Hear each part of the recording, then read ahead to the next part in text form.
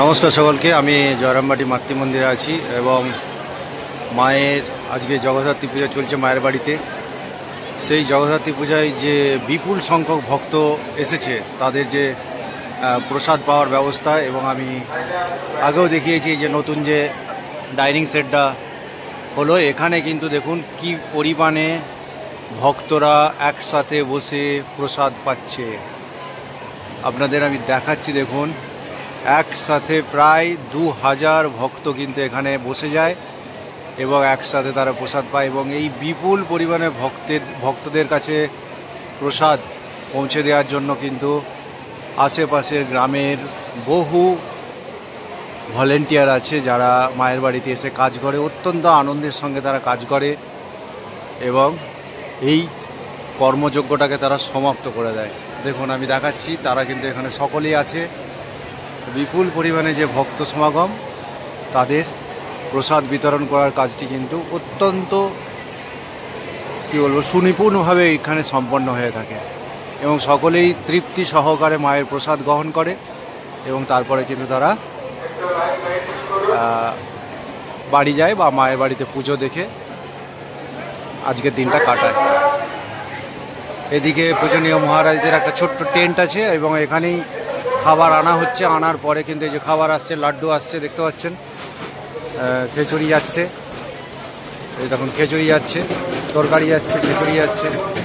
পূজনীয় মহারাজরা সকলেই কিন্তু এখানে আছে, তারা ঘুরে পরিদর্শকের ভূমিকা পালন করছে, তারা দেখছে পুরো বিষয়টা। আমাদের এদিকে এই যে ছোট্ট একটা টেন্ট আছে, এখানে পূজনীয় স্বামী তৎকিপা নন্দজি মহারাজ আছেন, উনি দায়িত্বটা এখানে দেখছেন, দায়িত্ব সহকারে দেখছেন। আর পুরো বিষয়টা কিন্তু মহারাজের তত্ত্বাবধানেই হচ্ছে।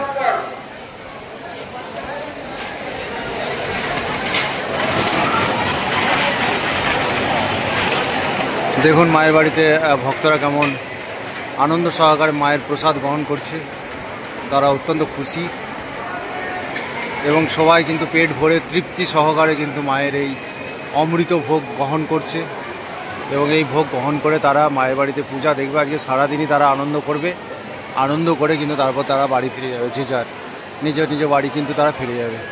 প্রচুর ভক্ত, আজকে প্রায় 20,000 মানুষ কিন্তু ইতিমধ্যেই প্রসাদ পেয়ে ফেলেছে বা প্রসাদ পেয়েছে।